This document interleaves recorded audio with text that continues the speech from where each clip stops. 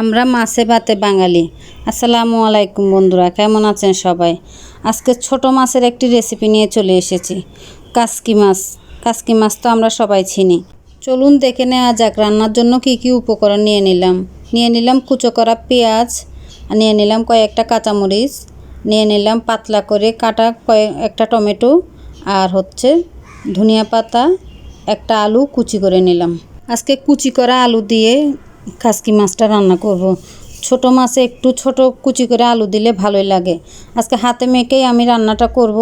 নিয়ে নিলাম একটা পাতিলের মধ্যে নিয়ে নিলাম পেঁয়াজটা একটু কষলিয়ে নেব, আর দিয়ে দিলাম কাঁচামরিচ, আলু, আর টমেটো।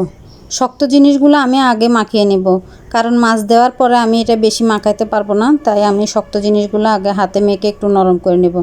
দিয়ে দিলাম পরিমাণ মতো মরিচের গুঁড়া, হলুদের গুঁড়া, আর দিয়ে দিলাম পরিমাণ মতো একটু লবণ। একটু বাটা মশলা দিব, একটু আদা বাটা সামান্য পরিমাণ, আর সামান্য পরিমাণ রসুন বাটা দিয়ে আমি ভালোভাবে হাত দিয়ে এটা আগে মাখিয়ে নিব। এখনকার বাচ্চারা ছোট মাছ খেতেই চায় না, ওরা জানেও না যে ছোট মাছ কীভাবে খেতে হয়। তাই মাঝে মধ্যে ছোট মাছ রান্না করে বাচ্চাদের খাওয়ার অভ্যাস করলে ভালো হয়। এখন আমি পরিমাণ মতো তেল দিয়ে দিব। তেল দিয়ে আমি এটা আবার হাত দিয়ে মাখিয়ে নিব ভালোভাবে।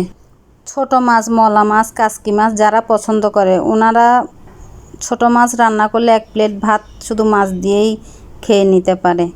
যাদের পছন্দের খাবার এটা, আপনারা এভাবে রান্না করবেন, দেখবেন খেতে ভালোই লাগবে। আমার এই রেসিপি যদি ভালো লেগে থাকে লাইক, কমেন্ট, শেয়ার করে পাশে থাকবেন। আমি মাছগুলো দিয়ে হাত দিয়ে ভালোভাবে মাখিয়ে নিব। মাখিয়ে অল্প পরিমাণ পানি দিয়ে চুলায় বসিয়ে দিব। এটা বেশিক্ষণ রান্না করতে সময় লাগবে না, 5-7 মিনিট সময় লাগবে। আমি অল্প পরিমাণ পানি দিয়ে যেন সব কিছু সিদ্ধ হয়ে যায় ওভাবে করে পানি দিয়ে চুলায় বসিয়ে দিব। চুলায় বসিয়ে দিলাম। 5 মিনিট পর এটা নাড়া যাবে না, এমনি কড়াইটা ধরে একটু নেড়ে দিলে হবে। নাড়লে মাছটা ভেঙে যেতে পারে, তাই আমি নাড়ব না, আস্তে আস্তে করে মাছটা রান্না করে নেব। আমার রান্নাটা হয়ে গেছে।